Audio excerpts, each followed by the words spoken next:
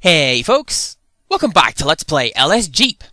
I'm your host CPCGamer, and in our last episode, I introduced you guys to a stupid game that's been keeping me entertained and laughing like an idiot since I was in high school. And I think it's kinda sad simple word substitution has been making me giggle for like 15 years at this point, but it totally does. And I also like the word Rogadar. Like, that's a character that I developed in high school. He wore a shirt that said "Yep" on the chest, which I like that idea. You know, it is cheerful and punchy and happy, and it's everything that I kind of want to be, but sometimes feel that I'm not. And that's why, if ever you see me drawing myself in these videos, I wear a "Yep" t-shirt. I also have a red shirt that says "Expendable" on it, and that was a Christmas present from a friend of mine in Canada. I was going to film myself opening it, but I kind of forgot what the parcel was, so I didn't. So, I guess when it said Think Geek on the packet, I didn't, despite clear instructions. And what's that, like 90 seconds in? That's probably the longest non-sequitur intro I've ever done. And it all started with my love of explosive words like Jeep. No, I don't know why I walked backwards there, that's my odd behavioral tics seeping out of the real world and into the virtual one. I don't know why I walk backwards a lot in the real world either, I just kind of do is all. Although I should probably qualify, I only do that at work, like not out on the street or whatever, because that would be weird, just walking backwards down the street or whatever. Huh. Well, maybe the progression of the girl in the room is based off the day. She's gone. Clearly. So I'm heading out of this window. I like to think that the game includes some degree of imagination. You know, sometimes you link on a wall when you touch it, sometimes you throw yourself out the window. And this area reminds me of Zool, ninja from the nth dimension. The first stage took place on top of a giant Christmas cake, and it looked like vaguely like this. Except instead of aimless wandering, you're picking up licorice all sorts. Anyways, I'm gonna try something. Vitally important that I throw myself down the pit. Was that the same square I got the last time I fell down the pit? I don't think it was. No, the one I'm looking for just over there, on the right. It's the one kinda over there, like next to the Pringles. Yeah, let's go again. You know what's sad? I have completely forgotten what I was going to try by throwing myself down the pit just now. Right, the fact that I had to vocalize my idea means that it just evaporated into the nether. Though with that said, it's not going to stop me from doing it again now I'm here. So, whee!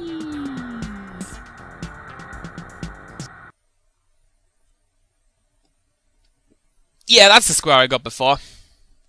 Interesting. Maybe the location on the dream chart isn't based on what you did, but how you ended the dream. Like, I got that square the last time I jumped down the pit, so correlation and causation, right? Humanity has never made that mistake before, am I right? Wait a second, are you back at the pit? Oh, game, you shouldn't have. Is this exactly the same as before? Oh, no, it's you. I am determined to link with that thing somehow. But today, it was not meant to be. I know what I'm gonna do now. Let's immediately test my hypothesis, shall we? Okay. Well, blows that stupid nonsense out of the water. Also, wait, was that a new square last night? I'm tying myself in knots with my own stupid ideas now, and that is no way to go. Oh man, this music's pretty good, and I immediately love it. Listen to that pulsing noise in the background. Sounds like Morse code. It is Morse code! Whether it's intentional or not, it's spelling tie over and over again. Dash, dot, dot, dot. T-I-E. That's a silly skill I picked up a while ago. Like, I can't read actual words or statements or anything like that, but I can pick out individual letters. Similar thing, Res spells out T-I-M-E in the background of the boss fight in level 4. Oh! Hey there, Hazmat Dan. How's it going? You are an abomination. And I don't know why, but that specific skin reminds me of that one SCP entry with the astronaut stuck in space. Because most of them are awful, as is the way of crowdsourced horror stories, but there are a couple that do a really good job of giving me the creeps. Like the Haunted DVR is one. And the other one is an astronaut who is stuck in orbit around Earth, and despite attempts to communicate with it, the Foundation can only hear endless screaming. You are also an abomination. Game, what are you doing to me here? And was she looking at me as well? Okay, yeah, I can see where that sent me to the Violence District. That was super scary.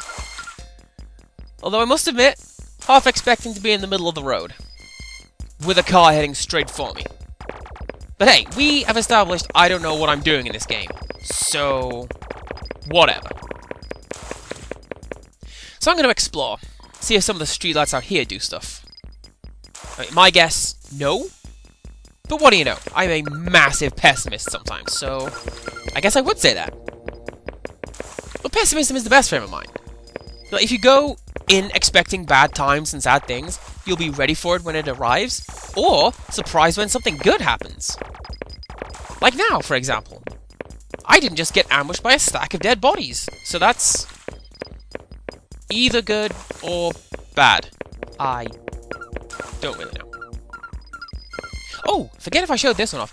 The green writing beneath the lights says different things, depending on which light you look at. Like this one, on the right, it said bright lights, and it looked like the other one said sky. It's really hard to tell, given A, it's a weird handwritten looking font, B, my knowledge of kanji is pretty much non-existent. I am gonna run away past you, guy. Whoa! The hell are the two of you?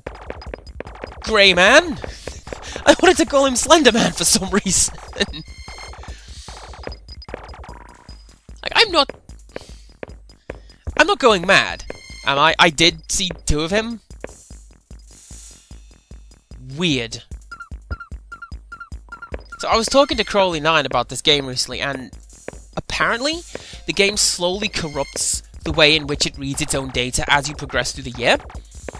And I would hate to think that my game has corrupted such that it's going to start throwing endless grey men at me. Grey men?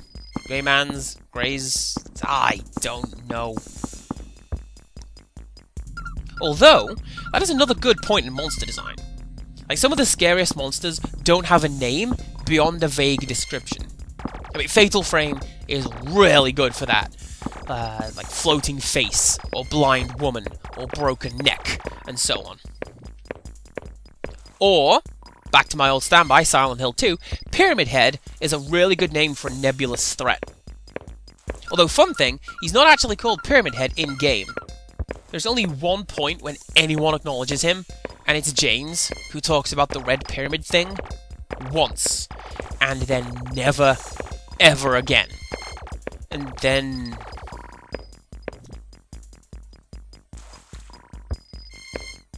something is not right here. Okay. I'll admit, you got me there, game. You confused me a bit. You sure as heck threw me off my train of thought. Oh yeah, Pyramid Head. So, giving him a proper name, even a monstrous one like Vlyle or whatever, that makes him a more humanistic character and less scary as a monster. Ooh! Hey, I wonder what it looks like if I go onto the pier. Like, when the map stretches like this, the collision detection doesn't change, so you can go through the walls if you find the stairs. Wait a second. Can I hear the plane? Oh, I guess not. Anyway, you can walk into and through the harbour walls when this happens, so... let's see what's underneath the pier. And you know what? I have just noticed the lighthouse continues into the water. That is a nice effect. Alright, enough messing around. Let's go.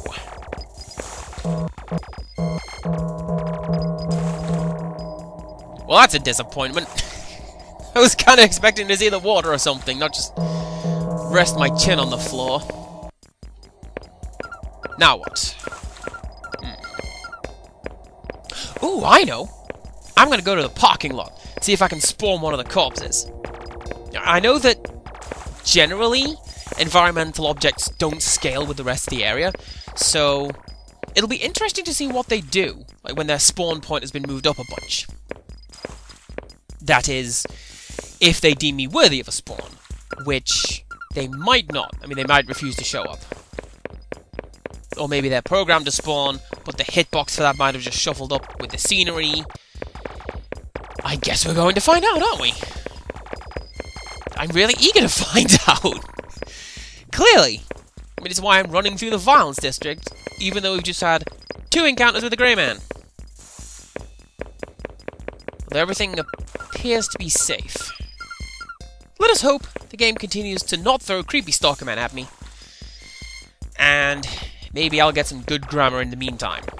Learn how to properly construct sentences. I have been talking for 28 years at this point. I've got to get it right eventually.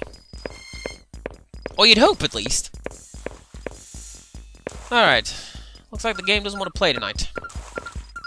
This is unfortunate. Although I do wonder if it works the other way around. Like, can you spawn the hanging bodies, then stretch the map, then go back to see what it looks like? I would actually say no, off the top of my head, because I reckon the game will use one as a safeguard against the other. Or at the very least, that's what I'd do. Although what I would actually do is give my items spawn points relative to one another, rather than hard-coding coordinates, so you wouldn't see objects floating in midair, and everything could happen all the time. And I like how I'm ragging on this game for a perceived glitch that hasn't happened yet. I mean, maybe the programmers did, and the game just isn't showing it. You ever think of that, Andy? Well, looks like it doesn't matter now because the dream is over. What a downer. Whoa. Yeah, actually, that is kind of a downer. Thank you for justifying my obscure choice of words, LSD, the Dream Emulator. And it's a very specific kind of downer that I've had before. What a mystery. I know I said it like a couple of episodes back, but I kind of need to start listening to it. Try not to control the game. Let it take you wherever it wants to take you.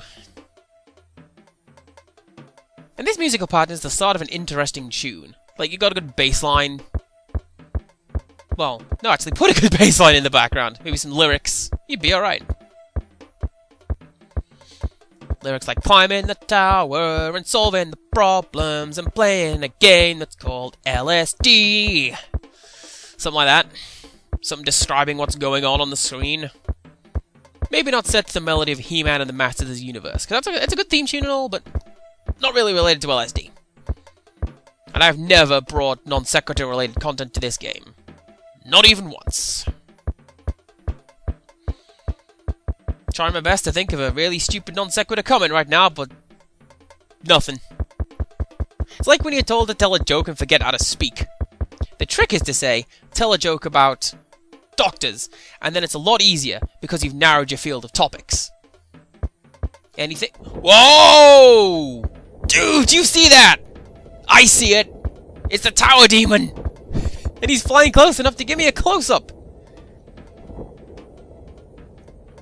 I mean, not anymore. He's flying away, and we can't get a good look at him anymore beyond saying that that is clearly the jaunty ox model, but with wings. Still, that is awesome. I'm happy now. Super rare spawn happened, and I got a look at the Tower Demon, which this game has thus far denied me. Although I call it a Tower Demon, I have, on occasion, heard that thing referred to as a bird. I can kind of see why, since it makes sense with it makes the flapping noises that the seagulls make.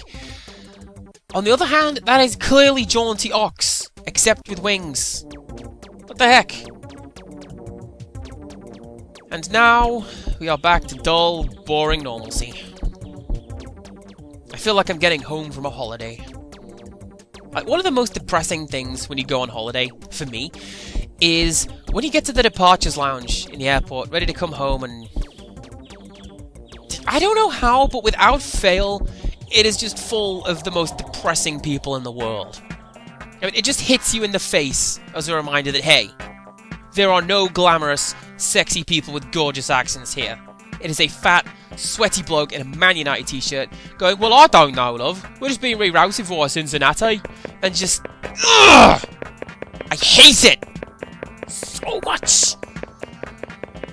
And then, you take your flight, you take the train, you get home, and you realise, then, more than anything, your adventure is over. And time for you to get used to going back to your normal, stupid life. And this tangent has taken a strange and vitriolic turn. But that's kind of par for the course, really. I mean, I'm kind of sad that I don't live in a world where I get to go on an adventure, you know? I mean, I can go on holiday to a place I've never been before, but I can't, like, return the One Ring or defeat Kefka or whatever. But I suppose what you really want to. I mean, if you spend weeks and months traveling around the world to save literally everybody, could you give that up and go back to just being Andy the Till guy at the end of that? I probably couldn't. I mean, I've mentioned before, I don't much like finishing RPGs, because I've invested the time in the characters and their arcs, and it sucks when the game finishes and I don't get to see them anymore. By the way, I'm gonna go tease some lions. I suppose that's a sign of good writing, though. Or maybe it's more to do with how much time it took. Because I routinely play other, more shorter games with amazing stories, and I finish them no problem. Good example, there's the second game in a particular series that stopped being good after the third one, the name of which escapes me. I think it's called Quiet Falls or something like that. And isn't that a meta joke for the 3 people who know what that is?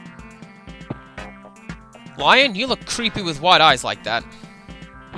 Did you not appreciate my silly internet reference? Like, come on. I'm all up in your aggro range and everything. Do something other than pushing me around. Well, I'm gonna go see your friend. Maybe he will be more receptive. Or maybe he will push me around too. In which case, I will stand between the two of you, and it'll be like opposing magnets that can't move. Game won't have the first idea what to do. Alright, come at me, lion. When you're ready. Oh, whoa! Well, there you go. That's what happens. I know they said they look weird with this texturing, but they also look kind of sad. I mean, I know some folks call this the downer texture pack, but with the lion's eyes, I can see why. You can't hide your lion's eyes. That was bad. I don't know why. That probably because the eagles are friggin' awesome, but that's the joke that I went for. Anyways, I'm done teasing the deadly animals. I'm gonna go do something else. I'm gonna link with that tree. No, not that one. This one. Yeah! Off I go. Let's go somewhere better. And I hear the music for Kyoto. I really like when non-standard things get their own theme, like the One Ring in the Lord of the Rings series. And this, quite handily, leads me into something that I was thinking about a while ago. In the first 3 Onii-chan games, the final boss fight each includes the same refrain. I mean, in the past I referred to it as part of Saki's theme, because the sound test for Zombie Hunters 2 calls it Sister Saki, but I think I may have been mistaken. Because the final bosses, Saki, Reiko, and Himiko, have all been taken over by the baneful blood. So I think that the particular refrain is actually the Blood's theme sheet. And it's another surprisingly deep element that you wouldn't expect to find in something trashy and stupid. Thank you for spawning me in the ceiling there, game. I don't know if the trend continues in Onii-chan Z Kagura, because I don't own anything that will run it. I've considered it, because I could probably pick up a PS3 pretty cheaply lately. Although with that said, I only really wanted for an Chambara and J-Star Victory. And for the money required to get that set up, I could probably buy 2 PS2s. I'd sellotape them together and I'd call it the PSDS. Which sounds like a Spanish phrase. Point is, I love it when character themes are assigned to things other than people. Okay? No idea what happened then, but that's one of the more abrupt endings I've had in a very long time. I always equate that kind of thing with your alarm going off, or just waking up with a start. Me? I usually wake up like that when I dream that a wasp is coming after me. Like, I once dreamt a wasp was coming for me, that it flew into my ear, and I woke up flailing and throwing a punch square into my pillow. Like, the only time I've ever been glad to wake up alone was that fateful wasp-induced frenzy. And this looks pretty good. I'm gonna try and head out to explore a little more. Game? Oh, don't tell me this is the time you decided to wall me in and not let me out, right? Yeah, it looks like that's what's not going on here. Oh, damn, I'm out and I get to explore the world. That is pretty spooky. That same texture shows up in one of the shrines in the middle of town, too. And there's just something about eyes watching you from places where eyes oughtn't be that really gets under my skin, you know? Like a doormat. Look at that. I'm reminded of PT. Like, there's this one bit in the game where every single picture frame or window has an eye in it, and they all look around and follow you around and such. It's really scary. But then the game goes, boo! And it ruins the atmosphere. And I know that I've commented on this before, but this looks highly suspect. Like the fists next to the woman's face like that.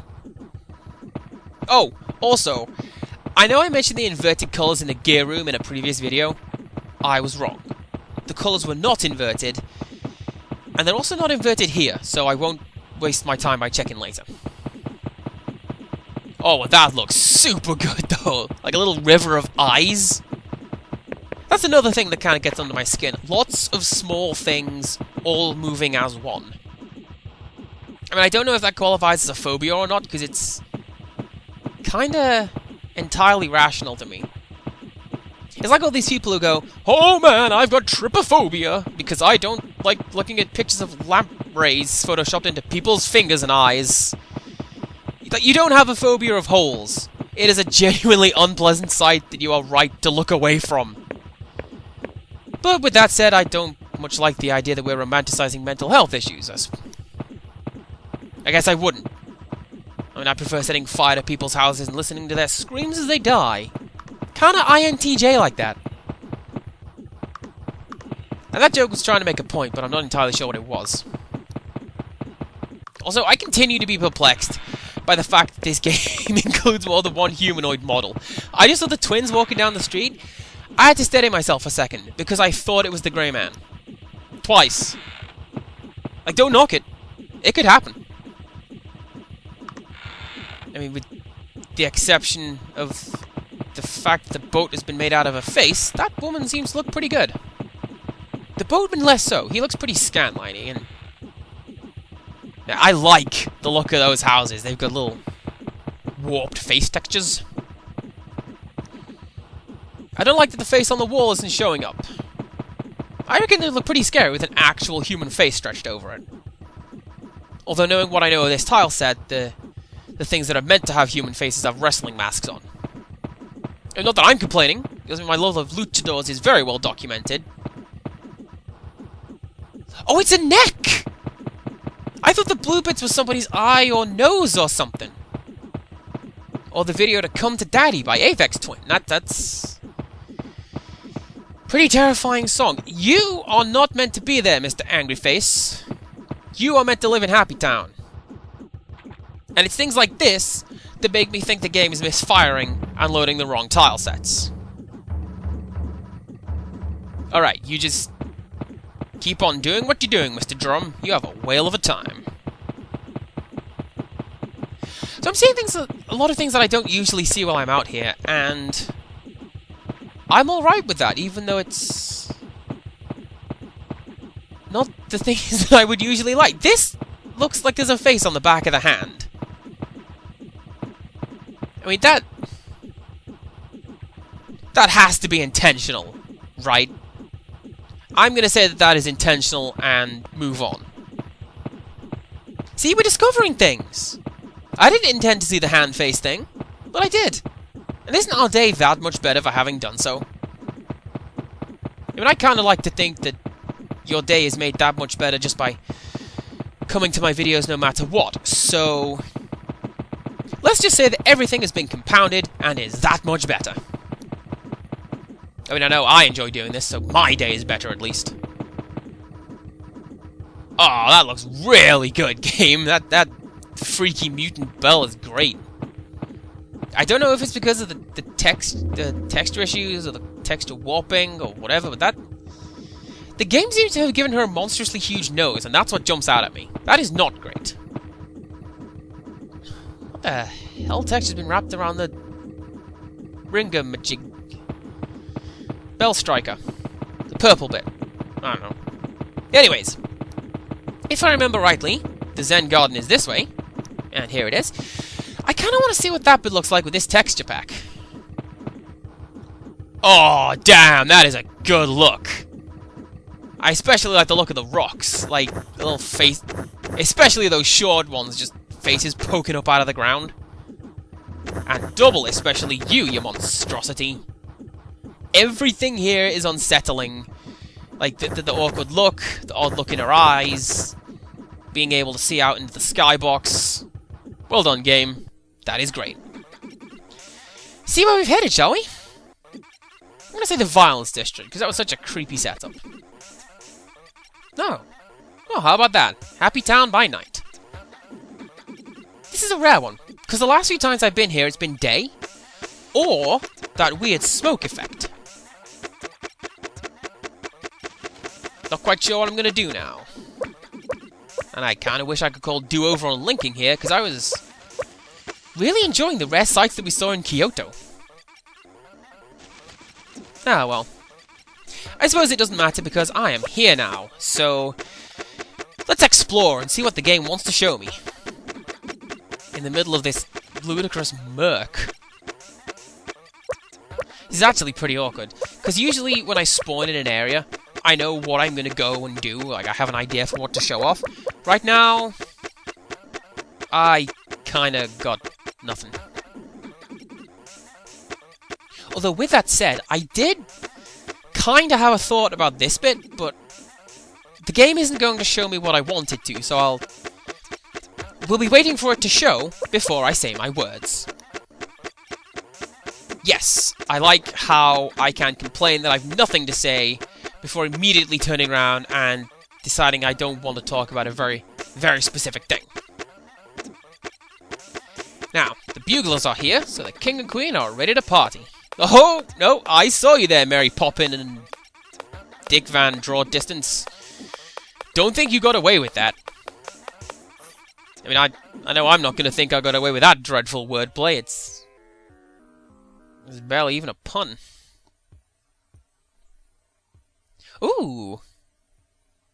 Check it out, it's my favorite color scheme. And, speaking of knowing what I'm going to go and do, this is a very good place to start. Yes, you guessed it, I'm heading over to the warehouses. Unless anything better shows up. And it might not.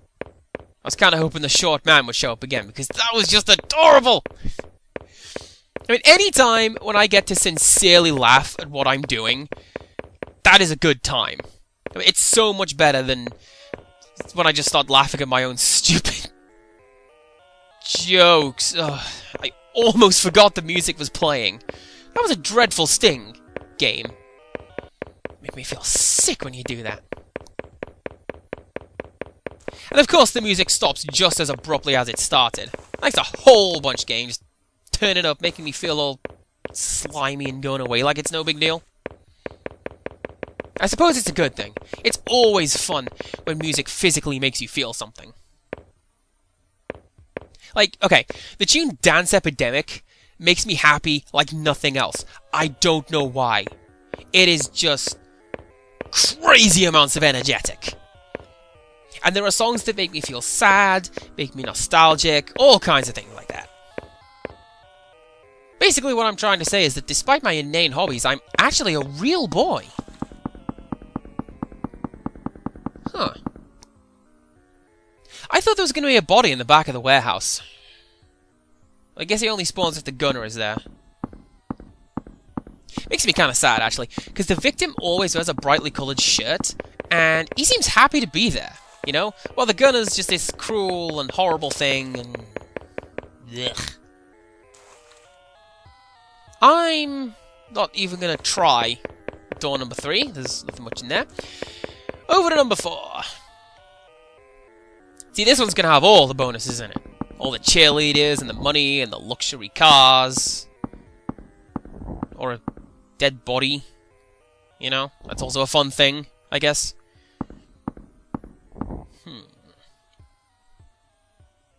Yes! I'm going to toy around with this guy, see if he does anything today. Thus far, the list of effects is, you know, locking up my controls. I'm sorry, did you just scream at me? Did anybody else hear that? I guess it doesn't matter anymore. Oh well. Also, holy crap, I am 32 minutes in. This is the longest thing I have ever done. I'm going to call it. I'm going to go make myself a sandwich. Join us next time for a shorter episode. And until next time, goodbye!